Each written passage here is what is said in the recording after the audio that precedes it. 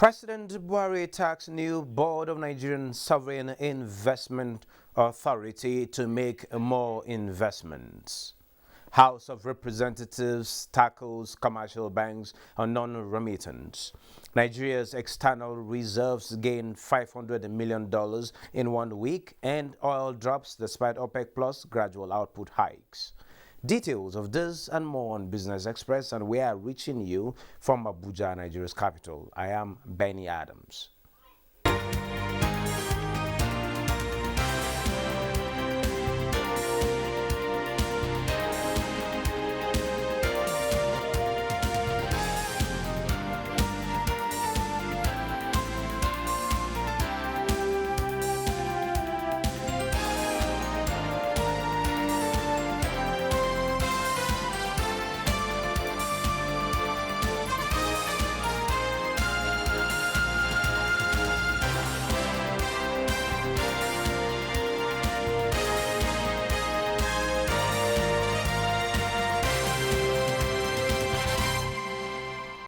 Good morning and welcome to Business. We begin with the latest data from the Central Bank of Nigeria, which shows that Nigeria's external reserves rose by $500 million in 1 week to the highest point in more than 2 months. The reserves, which have been wobbling in recent weeks, jumped from $33.43 billion on August 23rd to $33.93 billion on Monday 30th August 2021, the highest since June 11, 2021. The CBN data showed that the reserves fell to a record low of $33.09 billion on July 12th from $34 billion on June 10, 2021. The Nigerian Sovereign Investment Authority has been tasked to make more critical investments capable of supporting the nation's economic diversification drive for sustainable future of the country. President Muhammadu Buhari threw the challenge while inaugurating the new board of directors of the authority. The appointment is a call to duty. It is a call to action, and it is a call to performance. Some analyst reports are projecting global oil prices could drop to around $40 United States dollars per barrel by 2030. As a board, we want you to plan for change and in doing prepare the next year to make more investment that support economic diversity. Nigeria's informal commodity markets are facing a major threat in recent times as a result of activities of bandits. The multi-billion naira grains markets in Katsina, Zamfara, Kaduna and Niger states are closed for activities by state government. Grain marshals welcome the development but say the measures will affect supply of grains in the country. Nigeria is ranked top among the world's largest producers of grains and legumes, including cowpea and groundnut. The country as well remains the largest market for these produce in Africa. Informal commodity markets are established in some strategic locations in the country that not only attract local merchants but other buyers from about 12 neighboring countries. Some of these markets located in border communities are in Talatal Mafara, Zamfara State, Giwa, Kaduna State, Dandumi, Bakori and Sabwa in Katsina State, and Megatari in Jigawa State. Beans and groundnut markets are also found in Bauchi, Gombe, and in Karo in Nasarawa State. We don't have any stores. It's good at least for the government to provide the stores for keeping all these particular bags. Because sometimes you'll find a rich man who wanted at least to make a company for rice mill. You catch me? Eh? If there is no any place that he can put it the rice when he buy it, it may be sometimes it will rot. Dawanau in Kano State is rated as the largest market in West Africa, with an estimated more than 10,000 bags of grains exchanging hands every 2 days. The worth of produce at the market is said to be above 1 trillion naira. The activities of bandits are, however, gradually having negative impact on business transactions in some of these markets. There were reports indicating that traders and farmers are the targets of bandits on their way to and from markets. Katsina State recently banned the movement of livestock out of the state, just as some specific routes were also shut against motorists. Some of the grain dealers who spoke off cameras are of the view that though the supply of food items will be affected, it is a step that must be taken to tackle terrorism. Well, Katsina State government 2 days ago ordered the immediate closure of some roads in the state and also banned sale of cattle and other animals in some markets in the state, citing security challenges. Some grain markets are also closed in Kaduna State, Katsina, Zamfara, and Niger states. A look at the growth of the Nigerian commodity market in the wake of these closures will be the focus of our discussion on the program today. Our guest is Akin Alabi of Corporate Farmers International. He joins me from Lagos. Akin, how is Lagos this morning? Well, Lagos has been very wet this morning. It's a wet day in Lagos this morning. Since last night, it's been raining heavily in Lagos. But it's all good. It's part of the joy of every farmer, across the world. But thank God. Good to hear that. Well, how do you see the ban on the sale of animals in Katsina State affecting the livestock market and the price of meat in general? I'm going to tell you, it's going to be quite devastating because, whether we leave it or not, the livestock sector today is one of the major sector that we don't joke with, majorly from this part of the country, the west, the south, because majority of our meat comes basically from the north. And it's going to affect drastically because there'll be shortages, and that means there'll be increase in price of livestock even towards, close to December, and we are very close to December period. So you can imagine the panic is going to build into the minds of, people around Nigeria towards, increase in price of livestock and other commodities. So it's going to have a very negative impact, and that is a clear indication of what we need to look at now that those markets are being closed or shut down. Well, from the livestock, Kaduna State government has also closed its popular grain market. Some markets in Katsina too are affected. We have some in Zamfara and Niger also closed. This trend of shutting down markets, can we afford this at this particular time? And what will it do to the prices of grains? Thank you very much. You see, there are times that you must take some drastic measures for some drastic reasons. And I understand where the government of Kaduna and Katsina are coming from, to reduce the level of banditry and also the level of insecurity that is growing on a rapid level in the country today.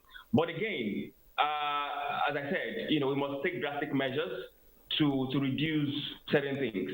If there is a time lag or a time space in which this market can be shut down, that is better, rather than shutting down the market and not being functional, because it's really going to affect the price of commodities, even the.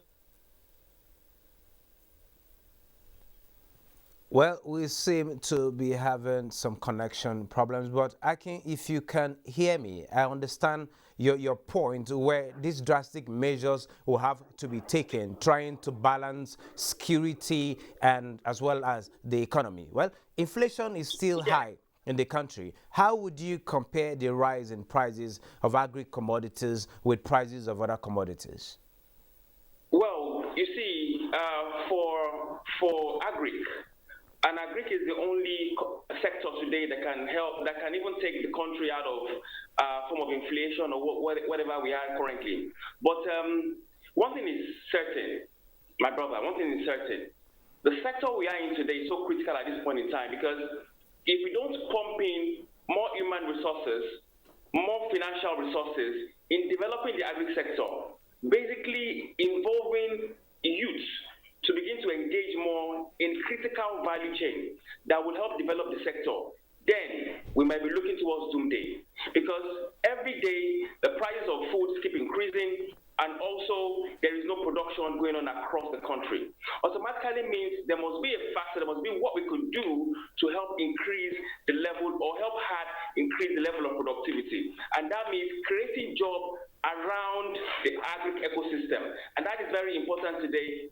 us produce locally and help us increase the level of food security currently in the country. And that is my only solution. And even sometimes when I engage stakeholders in the agri value chain, I said, look, we need to begin to breed new agri players that would help, add value, that would help produce more into the sector. Yes, there is level of insecurity in country, but at the same time, we must eat. Then the question is, we must begin to look at what are the solutions we can put around producing effectively for local farmers and also engaging Nigerian youth to be more lucrative and see agriculture as a profession so that more hands can be on deck to help fight the level of food insecurity in the country, and also we can produce more locally. That is basically my take on that, and I hope that the federal government can do something that providing a platform that would help encourage and help add value, whereby Nigerian youth can begin to see agriculture as a profession, as a career, not just a meaning job whereby you see that being untidy or for the poor. But we must see it as a profession, lucrative, and also that can take the country from the level it is now and start creating wealth and creating jobs across the entire value chain. That is basically my take on that. Thank you. I quite agree with you. Let's talk about another commodity. The price of cooking gas, as the LPG, is on the rise, and people are actually complaining. What do you think is responsible for this rise? You see, for cooking gas, I've been reading articles about cooking gas since June, because that's when I started seeing the massive inflation, about the massive increase in prices, on cooking gas. It's affecting every domestic home today across the country. Now, this is where, a couple of years back, I remember we started a campaign called, looking at creating renewable energy, clean energy. Even if there is no gas, what are the options that can be used to provide clean energy and also to cook food? Because today, whether we like it or not, there is 7% VAT added to the gas consumption. The NLNG needs to increase their local distribution, but at the same time, what are the alternative measures if the price of gas still keeps spinning up? And sometimes and I'm sure we do import our gases. We do import them. So, and the foreign exchange also is not even helping. The price of dollar keep rising here and there. But at the same time, it's that time we start beginning to look at innovative measures to provide clean and renewable energy as an alternative measures for our cooking homes. So even I want to cook something, what are other clean energy that are available to provide means to cook our meals, to cook our food? So we must put our inventors, our innovators to task and create other means, alternate innovative solutions that can help. So they can help domestic homes, women to cook well, even now that the prices of gas is shooting at a rapid increase rate. So in my own state, I would say we need to start looking for alternative innovations to help, in terms of clean energy or renewable energy that would provide some level of succor to the increase of gas daily in our homes. Because today I buy gas in my house close to 6,000, 7,000 naira. It's about twice the price. And before those alternatives you're talking about come to play, I think NLNG will have to up their game from your own commendations. Yes. Well, tell us about. I agree. Yeah. Okay. Tell us about the challenges of Nigeria's commodity market in general.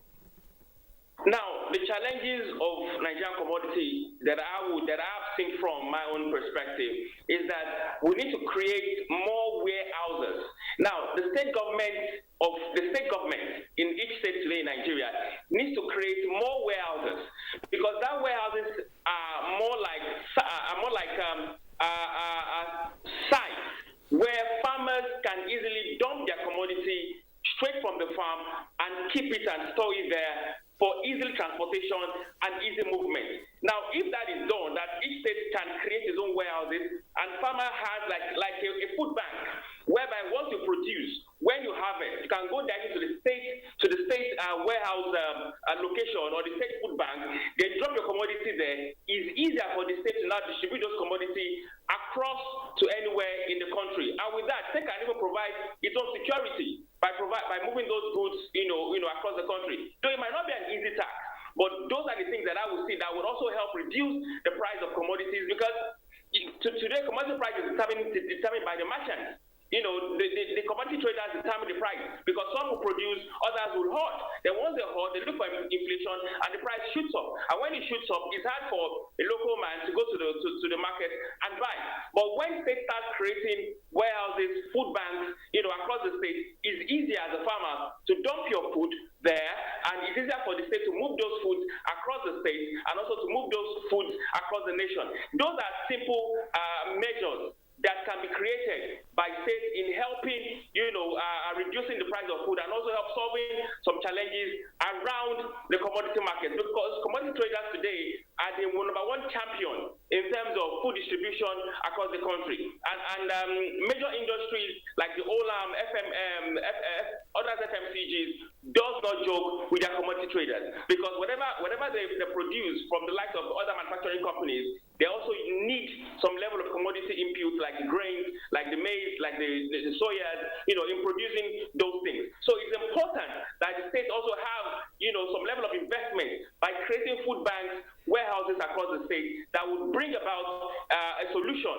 or an alternative where where farmers can store their food effectively, and also can help them, you know, get, even when they farm, also get money paid to them ASAP to also produce more. Those are simple challenges that I've seen, and these are simple solutions that I feel that when government look at it, can provide alternative solutions in helping solving problems across the commodity market in Nigeria today. Thank you so very much, Akin Alabi of Corporate Farmers. But with the rains in Lagos now, I think you should get practical, go to farm, and see how you can help the situation. Thank you so very much for sharing your thoughts with us this morning.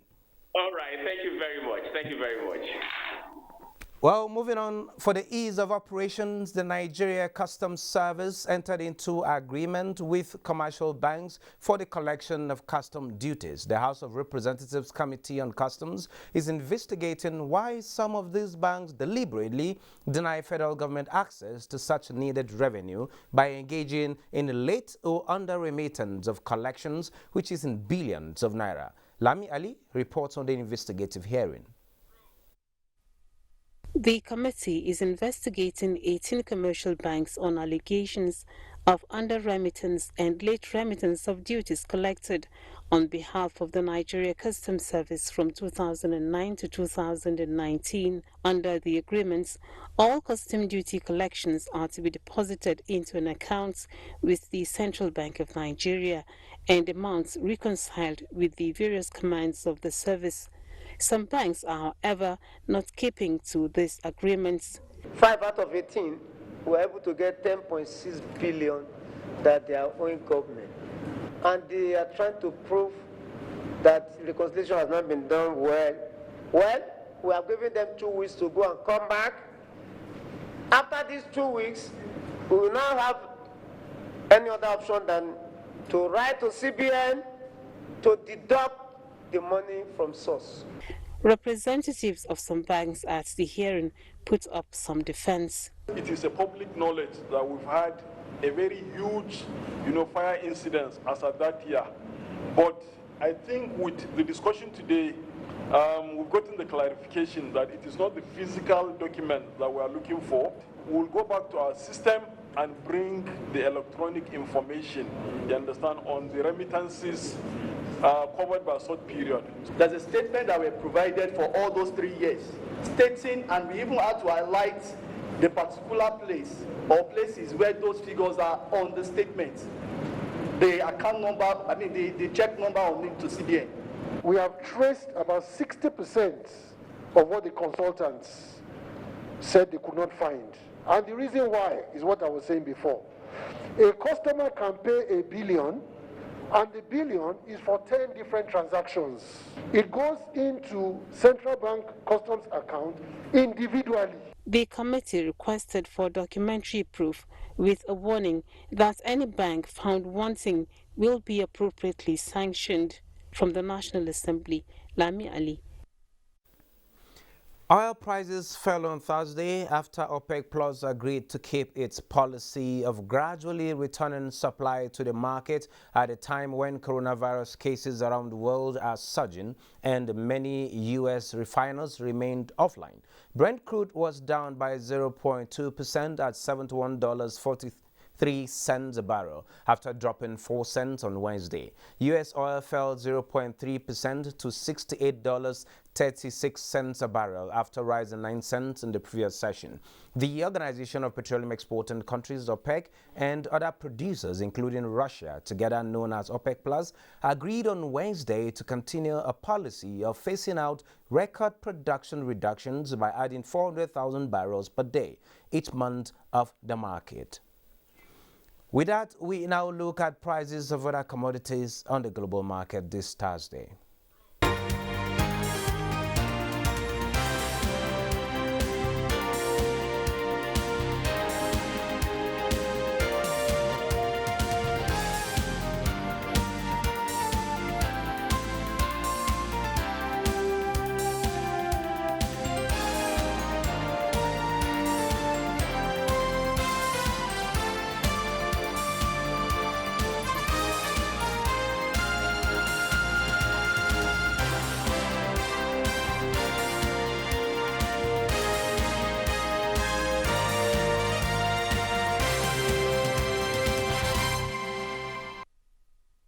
On our Surviving COVID-19 series today, Muplang Dakok tells the story of a plague designer whose business, like that of many Nigerians, experienced a setback due to COVID-19.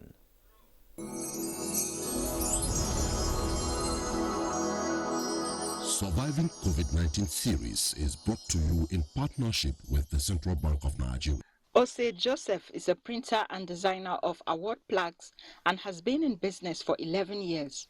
But it wasn't business as usual since the COVID-19 struck in December 2019. He also decries high cost of importing materials used for production. After the pandemic, this business has really slowed down, really slowed down, and more so, the cost of importation these days is very high. So I want to use this opportunity to appeal to the federal government. If at all there is something they can do for us, at least to help us to bring down the cost of importation. With the second wave of the pandemic, attention has shifted to how governments and organizations will increase support for small businesses. The Central Bank of Nigeria is taking the lead in providing funds for such businesses in Nigeria. Has Ose heard about the various loans available? Well, personally, I need the loan. You know, some times ago I was told about this loan and the procedures of getting the loan, I find it to be so tedious. The procedures are not always easy for the common man. He is optimistic that MSMEs will soon surmount the impact of the pandemic and return to the path of growth, but he expects to see a more enabling environment for businesses. The possibility of having all these products being produced in Nigeria, we have what it takes.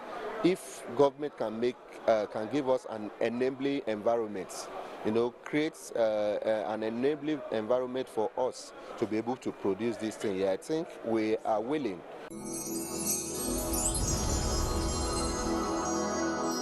Surviving COVID-19 series is brought to you in partnership with the Central Bank of Nigeria.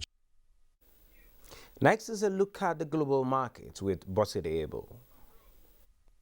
Investors around the world are closely watching data releases from the U.S. in the next few days. Shares in Asia Pacific were mixed in Thursday's trade as Australia reported a higher than expected trade surplus in July. Mainland Chinese stocks were mixed, with the Shanghai Composite up 0.55%. Japan's Nikkei also gained 0.32%, while Hong Kong Hang Seng Index hovered fractionally higher. European stocks were flat on Thursday morning as investors geared up for the next reading of the U.S. non-farm payrolls, which is due Friday. The pan-European stock 600 hovered around the flat line in early trade, with tech stocks shedding 0.7%, while oil and gas gained 0.4%. U.S. stock futures were little change early Thursday morning after the S&P 500 finished the first trading session of the month near the flat line. Dow Jones Industrial Average futures were up by 12 points. S&P 500 and Nasdaq 100 futures both traded close to the flat line. In Africa, Namibia's overall index opened marginally positive, recuperating from previous losses as South Africa's JSA Composite is still struggling to recover from losses of the first trading day in the month. Other stocks are yet to post figures. Boss Sede Ebo, Business Express. On that global note, we wrap this edition of Business Express. Remember to keep in touch with us. Do send in your comments, observations, and suggestions. Also be informed that all previous episodes are available on YouTube on NTA's channel. Business Express returns Friday at 3 p.m. Be safe out there.